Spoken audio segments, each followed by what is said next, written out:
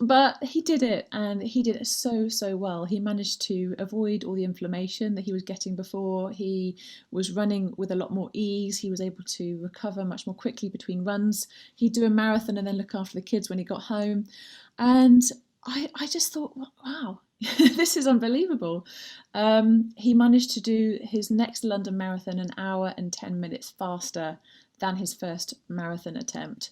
And I was completely gobsmacked. I thought, well, there must be something in this. And so I began to do some research. I, looked up on PubMed, and I realized actually there are quite a lot of studies to suggest improved recovery rates in between athletic exertion with plant-based diets. And I also just began to really delve deep into the literature and understand that there were a host of other benefits, not just for athletes, and I wasn't an athlete by any means, but for my patients, and that's what got me excited.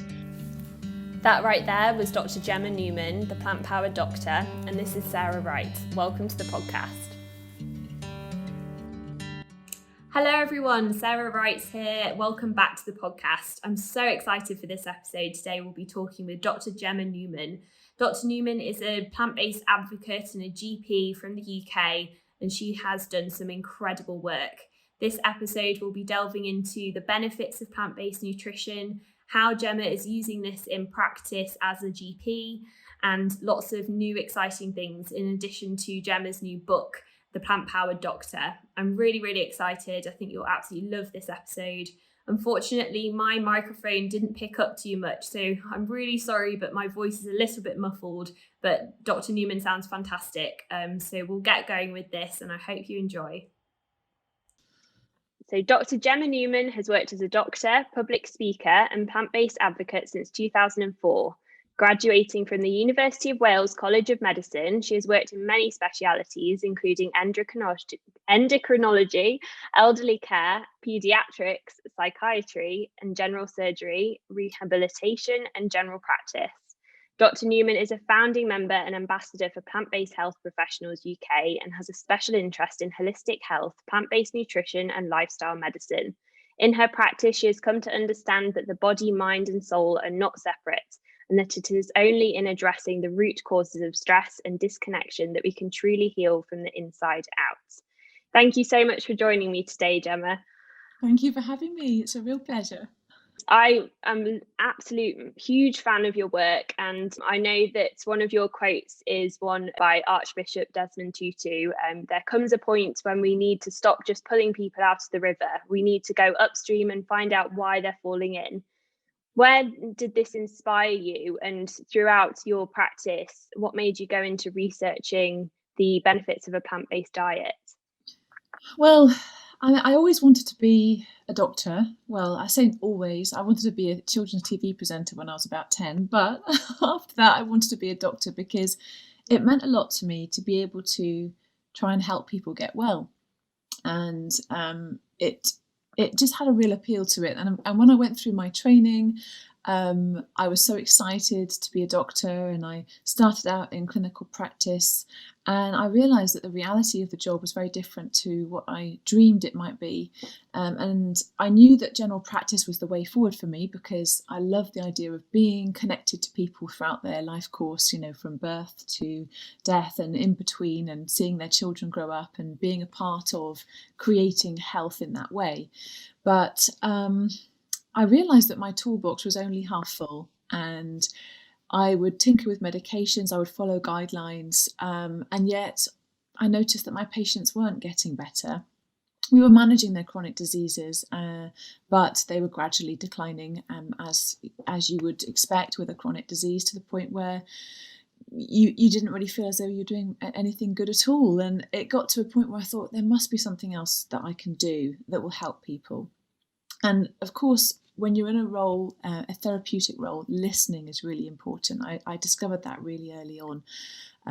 But I think probably the most powerful tool in the toolbox has been plant-based nutrition, because I've tried lots of things with patients over the years, and number one is listening to what they need, what they want. But the second most important thing at least to start with, is what they put on their plate, because it's something very practical that they can shift if they want to, and it's something that can have the most powerful short-term effects, which then hopefully propels them forward in different ways. Because I'm passionate about all sorts of aspects of lifestyle medicine, but I found that plant-based nutrition has been the most powerful of the interventions that I talk to my patients about in terms of lifestyle change. And it's been a real game changer, to be honest with you. I've seen patients been able to improve inflammatory bowel conditions, asthma, reverse low grade prostate cancer, improve high blood pressure to the point where they didn't need medications. There's been type 2 diabetes, being able to come off medications for that. There's such a long list of things that it can be helpful for.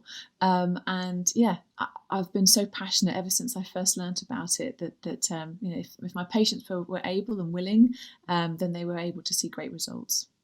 That's incredible. I'm so excited to delve deeper into these topics with you. Just to clarify for our listeners, what would you describe is a plant-based diet? Well, essentially, it's a diet that is predominantly plants. When people are talking about plant-based, if you see it in the supermarket, something describes itself as plant-based, you know that it's not got any animal products in it. Although when it comes to diet, people can have quite an array of different dietary patterns that have a predominantly plant-based tilt. Mediterranean, Thai, Chinese, African cuisine, Mexican. There's lots of different kinds of cuisine that fit into predominantly plant-based. When I talk about whole foods plant-based, generally speaking, it means no animal products and a massive emphasis on whole foods: fruits, vegetables, whole grains, beans, lentils, chickpeas, herbs and spices, nuts and seeds, water for thirst for the most part. And that's the real kind of cornerstone of what it means. Veganism is a lifestyle that aims to limit suffering. And so that's quite a slight distinction there between what you're eating and what you're choosing as the lifestyle. So you can be vegan, and that would mean that you're avoiding as much suffering as possible. Therefore, you avoid animal products on your plate, but you also avoid animal products as other byproducts of your life, like leather, for example, makeup, cleaning products, that sort of thing. Whereas when you're eating plant-based, it really is about what you're putting on your plate rather than what you're avoiding. Does that make sense? It does, yes. And I think that it's so important to make sure that people understand the difference between the two. In terms of a plant-based diet, it's not something that is commonly adopted, even though it is becoming more and more popular. I read somewhere that in a medical degree, you get minimal nutritional training. At what point was it where you discovered a plant-based diet? I think I read somewhere about your husband and his marathon training. Yeah, so it's interesting actually, because I've been curious about how to help people towards health for a long time. And I remember when I was a junior doctor struggling with exhaustion, quite frankly. I was young, I was in my early 20s, and I was trying to do night shifts, and I would fall asleep at the dinner table after a long shift. I thought, I can't live like this. This is my career. I've got to be able to keep going. And before that, I never really thought much about food. I just ate what I fancied when I fancied, but I wasn't looking after myself. I'd eat late at night, I'd snack in the doctor's mess, I would just eat whatever was on the ward. I wasn't thinking about where my food was coming from. I just eat, and I wasn't, even though I was rushing around the wards, I didn't exercise, I wasn't sleeping properly because of all the night shifts. And I realised, I feel so sluggish, I need to turn this around. And back then, as you say, I hadn't really covered nutrition in medical school.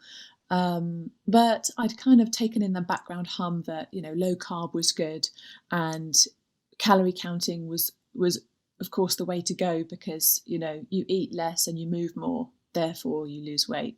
Very simplistic ideas about the body and about health and about weight loss. But I went with it, and I did get some results. I managed to get a lot more energy. I was exercising every day. I did drop some dress sizes. I was, feeling a lot more energized and positive about myself and my abilities to keep working and hopefully inspiring my patients. And yet, I checked my blood panel and I still had a raised cholesterol. So I was in my 20s. I have a strong family history of heart disease and I had a high lipid profile, which was really disappointing because I thought I'd done everything I could to minimise my risk of heart disease. But my grandfather died young of a heart attack, and I didn't know it then, but my father was also going to suffer the same fate. He died young of a heart attack as well. But I thought, well, that's all I can do. I just have to start on medications, and I'm healthy. I'm in the normal kind of weight range. I've got a lot of energy. I'm just gonna, keep doing what I do, and that's my genetic destiny. And then fast track a few years later, you mentioned my husband. He did run the London Marathon, but he kept on getting a lot of injuries and inflammation. So he thought, well, is it my running technique? He went to try and fix that. Is it my trainers? He went to fix that, but he still was getting problems. So he thought to himself, well, what can I do differently? And he looked at what ultra marathon runners do, because he thought, if I'm struggling to run a marathon, it's about 26 miles, how is it that these guys can run 100 miles without any problem? Like, what are they doing differently? So he read Rich Roll's book, Finding Ultra. He read Brendan Brazier's book, which is Thrive. He helped Hugh Jackman get really ripped for his Wolverine role, and I think he helped the Williams sisters, the tennis, pros. And so he read his book, and Scott Jurek, Born to Run. And he thought, wow, they're all I'm reading it at the moment. And he thought, I'm going to do the same because maybe that will help me. And I was quite skeptical because not having any kind of idea about what these ultra runners were up to, I thought, well, they're not medical. How do they know?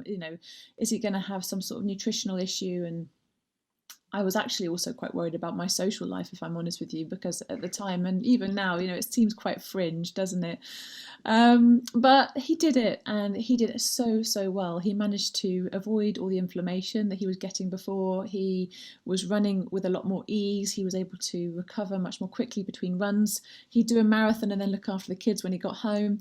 And I just thought, wow, this is unbelievable.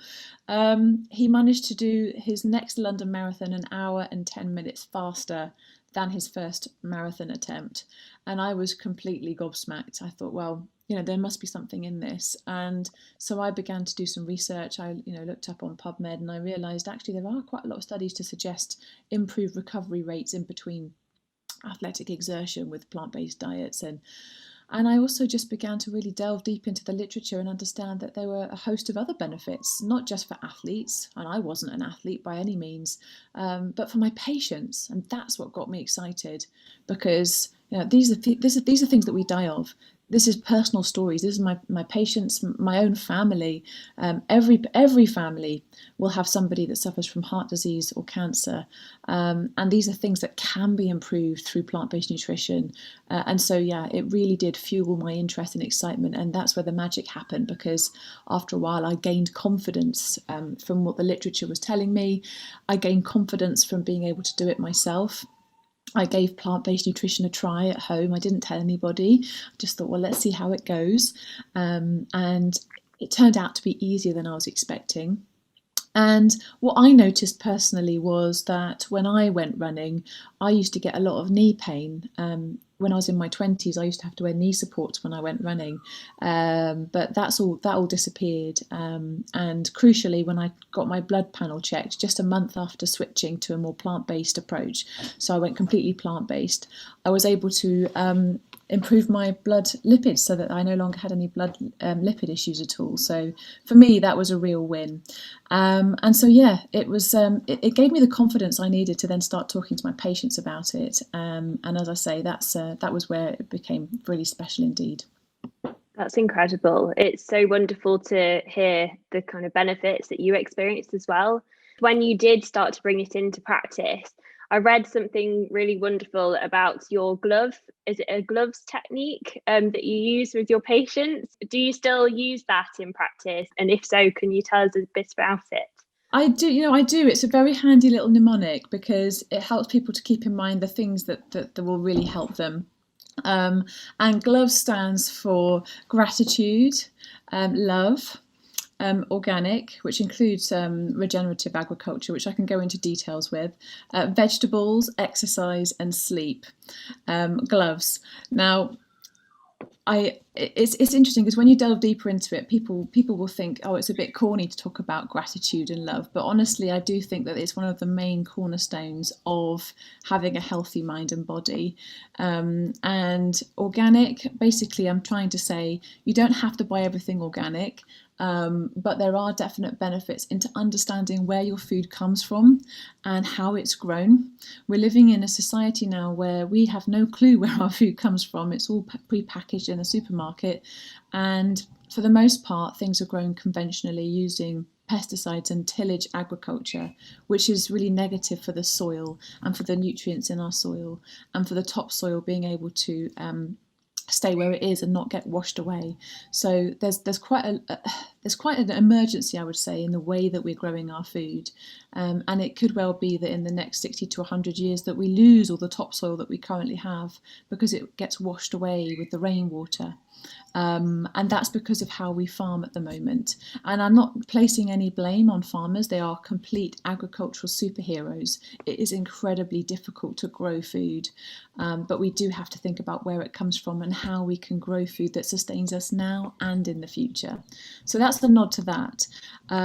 Vegetables encompasses fruit and veg, all the colours of the rainbow, trying to eat as many different varieties of fruits and vegetables as we can. And E gives homage to the importance of exercise, moving your body. You don't have to have a gym membership, you don't have to be an athlete, you just have to remember to move your body as much as you can throughout the day. Try and take breaks from sitting at the computer, as we all do now. And sleep. It's important to really prioritise sleep, where so many of us don't. It's very easy to think, well, I've got so much to fit in, sleep is the last thing on the list, but it really should be a priority for optimal health. So that's a brief summary of my gloves mnemonic. I love it. I think it's fantastic. And how did you, because this is really, it's not very common for doctors. A lot of people think that they go to the doctors and they get prescribed their sort of tablets that they need to help fix their problem that they have. How did you bring a plant-based diet into a GP practice, and also your gloves approach? How did you start to, what would a typical sort of appointment look like with a patient? Well, things are a lot different at the moment because of the pandemic. So I'm doing a lot more telephone consultations rather than face-to-face consultations. But the same kind of principles apply. And in fact, in the past, sometimes all it's taken is one telephone conversation to really shift someone's outlook and perspective on what they feel they can achieve. So it is possible even now, although it is admittedly more difficult. I actually have a framework for talking to patients about behaviour change as well, which is helpful for other healthcare professionals, and it's certainly helpful for me. Shall I share that mnemonic as well? Okay. It's called Blend It, and B in blend stands for believe. You have to believe that your patient is capable of change, and they have to also believe that they're capable of change. And that's something that you can build up with your therapeutic relationship. And arguably, it's just as powerful, if not more so, than the placebo effect. So being able to communicate with your patient in a way that shows that you believe in them, you believe in their ability to create change in their life. And you also have to believe in the intervention that you're suggesting, because, so often, you quote guidelines and you follow protocols, but when it comes to the power of plant-based nutrition, that's something that isn't so well known. And for me, it's been really powerful to be able to share some data with my patients that help them to believe what's possible. So belief is really important, and that's always step one. The L in Blend It is listen. I mentioned before how important it is to really listen to your patients and where they're at in their journey. And that also means if you've got a one-to-one face-to-face consultation, actually looking at your patient, really looking at them. It's so easy to get caught up on looking at the laptop and making sure that you're filling in all the different bits and pieces. But even that initial eye contact as they first come in, you give them all your attention as they're sitting down. Basic things, but they really do help that consultation to go much more smoothly. Patient feels heard, patient is much more receptive then to talking about things that they want to try and change in their lives, which is really important. E in Blend It stands for evoke. So what you need to do then is evoke in the patient what their life could be once they've started to make the changes. And this is very personal to them. So if you've got somebody whose daughter is getting married and they want to be able to walk her down the aisle pain-free so that their peripheral vascular disease isn't causing their calves to seize up, then that's what you can get them to imagine. If they have autoimmune arthritis and their joints are seizing up each morning, then you get them to imagine a future self where their hands are feeling a lot lighter, a lot freer, and they're a lot more able to move them, things like that. And in order to help them have these kinds of positive feelings about change, you ask them, how would it feel when you can do this thing? What will you notice when? Which are really important questions, because then it gets them to engage their imagination in what's possible, and then that will again fuel potential change in what they're doing day to day. And it's also quite useful to ask them how they managed to help themselves in the past, because then they can bring forth ideas about times in their life when they were able to previously help themselves in a situation and that they did have the resources and tools, which gives them, again, a bit more self-confidence to moving forward in making changes to their lives. The N in Blend It stands for no bossing. So this is a tough one, especially for doctors, because we love to fix things. We love to tell people what to do, but we mustn't, because nobody likes to be told what to do. Basically, nobody likes to be told what to do, and it can be quite challenging for patients, and they can potentially become quite resistant to change if you're telling them what you think needs to be done. So that's an important one. Remember to find out what's actually really important to them and what they feel they can achieve, and then work from there. D stands for desire. Again, it's about building desire. So once you've got them to imagine this positive future, then you get them to a point where they can actually start to really want it, start to really feel as though it's possible and that that's the direction in which they want to go. And again, that really helps to fuel behaviour change. And the last bit, Blend It, I stands for information. So you ask them, would you like some information? Is there anything that you think would help you move forward with this plan that I could provide for you? So just ask, always ask, rather than just giving them the information that you think that they would need, because again, they might not be in a place where they want it. And T stands for timed. So it's like any kind of goal. It really helps to have a specific time frame in mind so that you can make certain steps towards that goal and make it much more practical for them. So you can ask them, how long do you think you will need before you make this change or that change? What do you think is possible? And so it gets them to be really specific in how they're going to move forward. So yeah, those are some basic tips. It's quite hard to fit that all into 10 minutes, but if you've got at least the framework in your mind, then you can add little prompts here and there. And of course, the information and timed is the much more practical aspect of it. So once you've asked them a few initial questions and got them to tell you why they want to make changes, then that's where you can just really go forward with asking them what information they need and asking them what timeframes they have in mind. That's fantastic. Thank you so much for sharing that. It's really interesting to know that you know the psychology behind someone making a positive change in their lives. Do you remember the first patient that you prescribed a plant-based diet and maybe some lifestyle advice to? I do actually. I've talked about lifestyle change for many years, but I do have a particular moment with the first patient that I thought, let's try plant-based advice. And he's a lovely gentleman. He works as a driver for the airport, and he came in and he sat down in the consultation room, and he looked really depressed, and he slumped in the chair, and he said, "Doctor, I've been sent home from work and I'm not allowed to go back." And I thought, right, okay. So I asked him what happened, what's going on. He said that they had a on-the-spot medical, and he was asked to have his blood pressure checked, and it was sky high. And they said it was so high that they were revoking his driving licence, and he had to come to the doctor for blood pressure monitoring, treatment, and then an official medical to allow him to go back to work. So he was absolutely distraught. He really loved his job and he didn't want to be in this situation at all. He was slim, he didn't have any other particular medical problems, but he was a South African and he loved his meat. He'd have a lot of it. And so we talked through the options and I said, well, with a blood pressure as high as yours, it's about 180 over 100 at that time, which normal should be around, less than 130 over 80.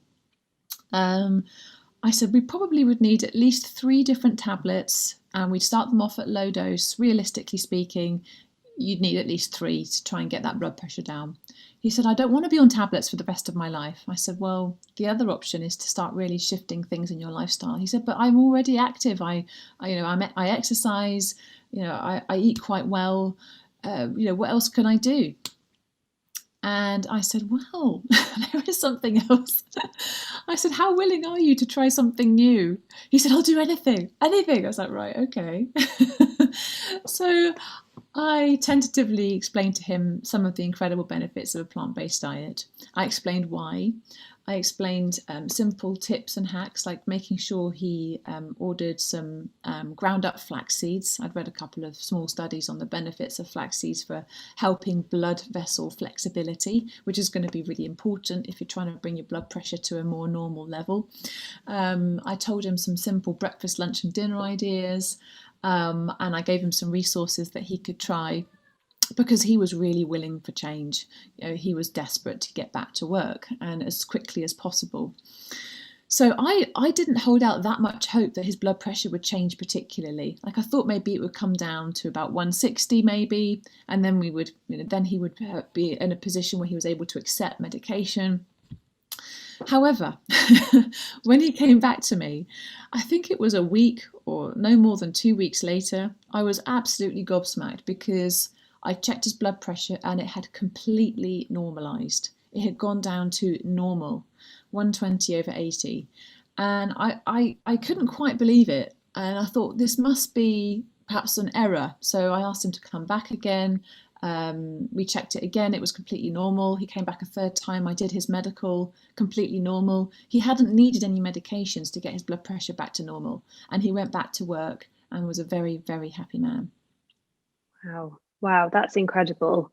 Do you have any other, as much as you can share, kind of stories from patients that this has helped so much? Because it's kind of groundbreaking for a lot of people to hear that something like this could even reverse things. I know that you've mentioned in the past sort of heart issues and diabetes, and even beneficial to people suffering with different types of cancer as well. Have you witnessed any other people benefiting from a plant-based diet? I have, and what's interesting is that different people come to it for different reasons, and then sometimes they end up having other benefits as a byproduct. So, with regard to people with high blood pressure, my first patient was a real wow moment. But having said that, there are many other people for whom similar results have happened. Not everybody gets such a dramatic drop. I had a chap in his 80s whose blood pressure we managed to get from 160 to around 140, 135, which I still think is absolutely incredible.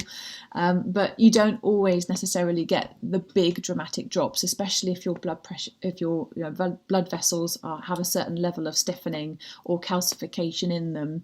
You're not necessarily going to get the same incredible shift, but it can happen. And the same is true for other things. So I had one patient who came to me predominantly because she was really struggling with her bowel motions. She had a diagnosis of colitis. She was constantly rushing to the toilet. She said her life had become a misery because it was just constantly revolving around hospital appointments and trying to plan her life around where the nearest toilet was and whether she could actually leave the house. And as it happened, she also had an autoimmune condition, primary sclerosing cholangitis. She had asthma. She got quite low as a result of the changes that were going on. She was, as I say, constantly seeing one specialist or another. She had a kidney specialist follow up because of long-term kidney disease. So she was quite fed up overall. And so we talked about, well, how can we try and make things better? She was already on plenty of different medications. She was under all these specialists. So I said, well, why don't we try making a shift in what you're eating? And she was quite keen, because she'd reached a point where she thought, well, I feel like I've tried everything, so why not give it a go? So we talked about the power of a plant-based diet together, and she was willing to give it a really good go. And then she came back to me, and it's interesting because in the NHS you do suggest to people that they come back for follow-up, but you can't necessarily follow up on everybody. You have to wait for them sometimes to come back to you. And she did. She came back several months later, and she looked. There was something really different about her. She was wearing her makeup, which I always thought was probably quite a good sign that she was feeling better. And she said, "Doctor, I just wanted to come and thank you." And I said, "Why?" She said, "Well, my bowel motions are brilliant. Like, I'm very regular. I'm going twice a day." And I said, "Well, that's good." She said, "I know when I'm going to go, and I'm not constipated, and I haven't got overflow diarrhea anymore, and I'm able to plan days out with my friends." This was pre-pandemic. And she said, "But what's incredible is I've actually been able to be discharged from my outpatient appointments." I said, "What do you mean?" She said, "Well, my consultant can't believe the progress I've made. I've been able to come off the medications, and he said that he doesn't need to see me anymore." And I said, "Well, that's great news." She said, "Yeah." And she said, "Oh, and also my kidney specialist, he said he didn't need to see me anymore either, because my kidney function had improved so greatly." I said, "Oh, great, that's fantastic." She said, "And my asthma's improved. I don't need my inhalers as much anymore. I've basically stopped using them." And I was like, oh my goodness. Checked her lung function. It was really good. And of course, she was feeling a lot better in herself as well. She was a lot happier. And it really struck me that this is something that can be really life-changing for people, and they just don't know it. And this is what fuels my passion, because I'm thinking, yes, it's not a panacea. It won't necessarily make much difference to everybody, but for those for whom it does, then it's a real, real lifesaver. And that's why I'm so passionate about getting that message out there. That's incredible. It's so wonderful to hear how people are benefiting from it. What would you say in terms of the meats we're eating at the moment and the fish? What do you think it's the types of meats and fish that we're eating, how it's farmed? What would you say, or do you think that we can live and thrive off a fully plant-based diet? Do you have any opinions on that? Yes, I mean, it's interesting because the American Academy of Dietetics and also the British Dietetic Association, they both say that a well-planned plant-based diet is healthful at any stage of the life cycle. And the Americans go one step further and say that it can actually help to prevent or improve certain diseases. The ones I've mentioned, essentially, heart disease and cancer, are our biggest killers in the Western world. So yes, it most definitely is possible and beneficial to be 100% plant-based. I would add a caveat that I think it's important to look at a couple of supplements to make sure that you have everything that you need, which I can come on to. With regard to meat and fish, it's a big question. I think basically studies show that most of us eating far too much meat, and it's just not sustainable for our personal health, but also for the planet. The World Health Organization tells us that processed meats like sausages and salami and pepperoni and turkey Twizzlers and what else? Bacon. These are all class 1 carcinogens, so we know that they're cancer causing. Red meat is a class 2 carcinogen, a probable cancer causing food, and people don't necessarily know that, so that's one place to start. I think that there's not enough data to say that we would have to go 100% plant-based to get all the benefits. So I think going as far as you feel you could fit into your lifestyle is fine, and you hopefully will start to see the benefits. But from personal experience and from looking at the data, the more vegetables and fruits and whole grains and beans and lentils and peas, the better, basically. Tofu as well, tempeh. These are all really healthful foods. They've got a lovely mix of protein and fibre, phytonutrients, antioxidants, vitamins, minerals. You're getting all the good stuff. When it comes to fish, historically that has been a healthy food. Yes, it does contain saturated fat and it doesn't have fibre, but it has very healthful omega-3 fatty acids, and fish has been a fairly central component of a lot of certainly coastal dwelling humans for a long time. But I think that fish isn't necessarily as healthful as it once was. The fish in the ocean, especially farmed fish, are exposed to a lot of heavy metals, dioxins, microplastics, other environmental pollutants, and the bigger the fish, the more exposure it has, because it's higher up the food chain. And if we look at it like that, we begin to realise that we are, in essence, the apex predator. We're at the top of that food chain, and so when we're eating that fish, we're also eating all of the other harmful substances that those fish have had to ingest as well. So I think overall fish is still a health food, but if you are going to be eating fish, I would recommend going for wild caught. I would recommend going for the smaller fish rather than a larger fish. And perhaps limiting it to 2 or 3 times a week. I personally don't eat fish, and I like to have an algae oil supplement, which is essentially pure, ready-made, long-chain omega-3 fatty acids from algae, which is incidentally where the fish get theirs from. So it's a lovely way of cutting out the middleman. Oh, fantastic. So in terms of cutting out the middleman, so certain documentaries and things that have come out have done the structure of being able to cut out the middleman, say the cow or the animal. What's your take on, can we get the nutrients that we need purely from a plant-based diet? Because I know that you've mentioned things in the past about the bioavailability of foods, and I remember something about the bioavailability of calcium in broccoli over cow's milk. Could you talk a little bit about that, and maybe dispel any myths about sort of vitamin deficiencies that people might experience on a plant-based diet? Yeah, absolutely. I think what's really interesting is that we all have a supplemented diet in one way or another. A few years ago, lots of people suffered from severe iodine deficiency in certain parts of the UK. In fact, it used to be called Lancashire neck, where you had a big thyroid, because there wasn't much iodine in the soil there. And so, we have iodine supplementation in cow's milk, which has come from the processes that they use to sterilise the milk that's produced from the cow. In the US, there's a lot of iodized salt. So you sprinkle salt on your food and you get the iodine that way. And, it's interesting. Bread, we have already supplemented with thiamine, other B vitamins. And so, cereals, margarines, plant milks, there's a lot of, unbeknownst to us, there's a lot of supplementation already happening to everybody's diet. And so looking at supplements as being unnatural, I think, is probably slightly outdated, because we use supplements day to day without even realising, to make sure that our diet is as broad in terms of nutrients as possible.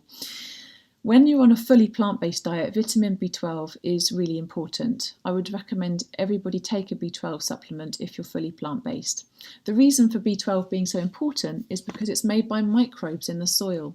And so when you're eating an animal that's eaten grass, like a cow, then they are eating the B12 from the soil or from untreated water, and then you're eating their muscle, so you're getting it vicariously through them, if you like.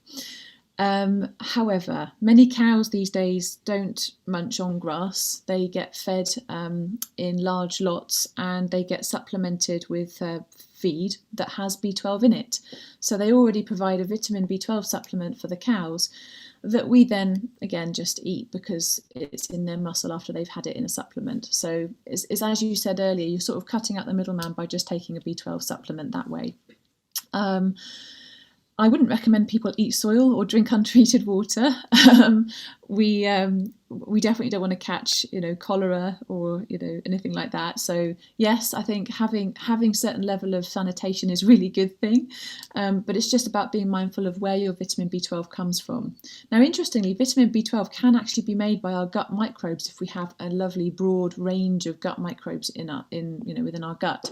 But that's not something that I would recommend relying on, because everybody is different in the amount of gut bugs they have, in the ability to absorb nutrients. And it's such a simple thing just to take a quick supplement of B12. So yeah, and also just to say, sometimes B12 can be deficient whatever you're eating. If you're over the age of 50, if you have diabetes, you're on diabetes medications, you're on any antacid medications, you have any other issues that cause you to really struggle with absorbing nutrients, you could well develop B12 deficiency. And most people in the world who have a B12 deficiency are not plant-based. So yes, definitely take a B12 supplement if you are concerned, and if you're fully plant-based, just have it as part of your normal routine. With regard to other nutrients of interest, or key nutrients to think about, I did mention iodine. I think for everybody that's probably an issue. Luckily, loads of plant milks are also now supplementing with iodine. So it's not just cow's milk that you can get that from. I'm not sure if I'm allowed to mention brands, but there are several brands now in the UK that do supplement with iodine, which is great. You can also get like an iodine supplement if you want as part of your multivit. And yeah, you can also get it from seafood and seaweed. So nori sheets that you use to make sushi, they're a good source of iodine.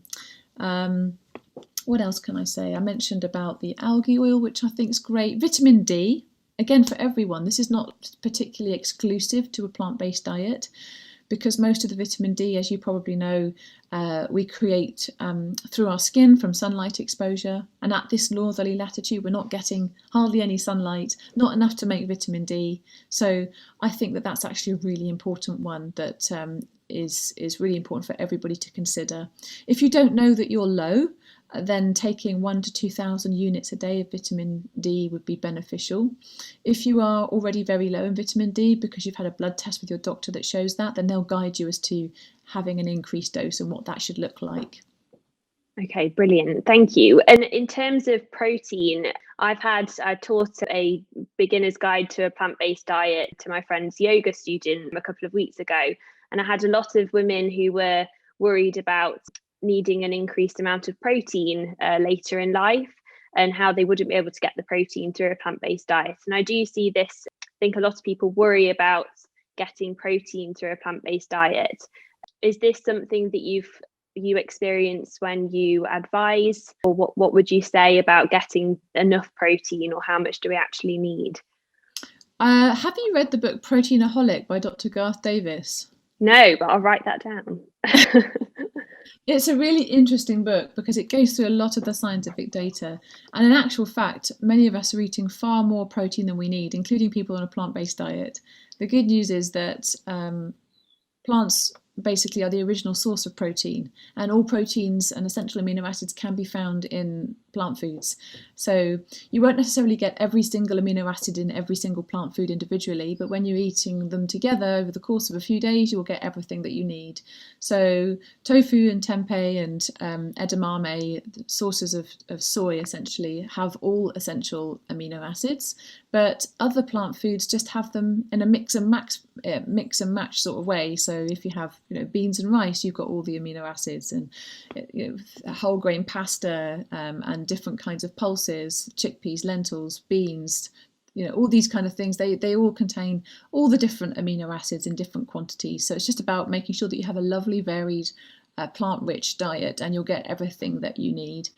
They are right to say that our protein requirements do slightly increase after about the age of 65, and it's important to make sure that you are getting enough. But actually, one of the most important things, assuming that you have a generally healthy, varied diet, is resistance training, actually, so that you're keeping the muscle bulk that you already have to avoid muscle wasting. So it's probably, assuming that you have a generally healthy plant-rich diet, the main thing I would say is actually to really emphasize resistance training to help you to keep the muscles that you have, rather than really worrying about that extra protein and where you're getting it from. Okay, fantastic. Thank you so much. I think that it's quite an emotional topic, plant-based food, because our food can kind of be our identity. in terms of arthritis and bones, and even a plant-based diet with pregnancy, are these things that you have dealt with, or would you advocate a plant-based diet during pregnancy and also to maybe reduce inflammation in arthritis? They are. In fact, they're all covered in my book, Plant Power Doctor. Yes, I talk about plant-based diets for all ages and how you can sort of adjust to suit your needs. It's interesting the way you mentioned how, we can feel that the food we eat has become our identity. I think you're right in a lot of ways. It does become very emotional because there's so much to food. We don't just eat for hunger. We eat for connection, we eat for comfort, we eat for tradition, we eat for things that our family are eating, friends are eating. We eat for unconscious reasons. We'll walk by an ad billboard and then we'll subconsciously fancy the food that we saw. And there's just a million other reasons why we eat the things that we do. And what I would love is for people to actually just feel really excited about really looking after their bodies and eating foods that have an abundance of taste and nutrition. So for me, the focus isn't necessarily even about taking stuff away. It's about adding stuff in and feeling so good about that you just enjoy it so much, and making simple swaps to your favorite meals so that you can enjoy them and get the health benefits as well, rather than feeling as though you're restricting yourself. I think it's really important to just feel as though you're on a new adventure and experimenting with all sorts of new and interesting tastes and flavours and textures and having fun with it. That's how I would love for people to see it. So you mentioned about what was the question? Oh, sorry, it was a bit sort of diverse, but in terms of pregnancy and a plant-based diet, yes. Right. So pregnancy, I think, yes, absolutely, it's possible. I would advise everybody to take their prenatal supplement, regardless of what their diet is, especially their folate supplement. Having said that, people on a plant-based diet will naturally have a lot more folate in their diet, which is great. But yeah, it's important to make sure you're getting everything you need. So I would recommend the omega-3s. I would also recommend making sure that your prenatal supplement contains iodine. And all the other micronutrients that the supplements will have. But yes, it is absolutely possible. Try not to worry too much if you don't have much of an appetite in the first trimester, because most likely you could potentially be suffering from quite a lot of nausea. That's what a lot of women have. And so you're not necessarily going to feel like having big salads or, foods that you would normally crave. And that's okay. Just listen to your body. Your body's telling you what it needs. Sometimes it helps to have things like soups or stews or smoothies that you can just sip on, which have the nutrients, but also you don't have too much in the way of kind of raw foods that can sometimes cause you to feel a bit nauseated if you're pregnant. And then, moving on throughout the pregnancy, yes, there's lots of benefits to having plant-based nutrition. I've talked about this quite a lot in different podcasts, and there's a section on my website about it as well as in the book. But it's also important to notice that, when you're pregnant, you're not actually necessarily eating for two. Your overall sort of energy needs are not that much greater. In fact, the biggest increase in your energy needs are when you're breastfeeding. So you're going to need about an extra 500 calories a day or thereabouts just from feeding your baby. But prior to that, probably about 350 extra in the last trimester, which isn't actually a lot more if you, So try not to eat double what you normally would. That's brilliant. Thank you. And I'm so excited to have your book on order. And I also made your berry cobbler yesterday, which was one of the recipes on your Instagram. And I just love your Instagram. And I think your recipes are fantastic. So I'm so excited to try the new book. Oh, great. Can you tell us a bit about the new book, The Plant Powered Doctor, and what people can find in the book? And I think people struggle a lot to find resources, especially from a doctor. So I think I'm so excited to read it, and I know a lot of people will be too. Oh yes, I mean, basically what I wanted to do with the book was provide a one-stop shop for anybody who had any questions about about health and different diseases, and also how to implement a plant-based lifestyle. So it has pretty much everything in it. But what I like about it, and I can't take full credit for this, it was the amazing team with my publishers, is that they were able to, I asked for it to be colourful, vibrant, inviting. So we've got different colours for each chapter. There's lots of the beautiful illustrations that my good friend has drawn, lovely photography, hopefully will draw people in. I talk about the basics of what whole food plant-based diets are.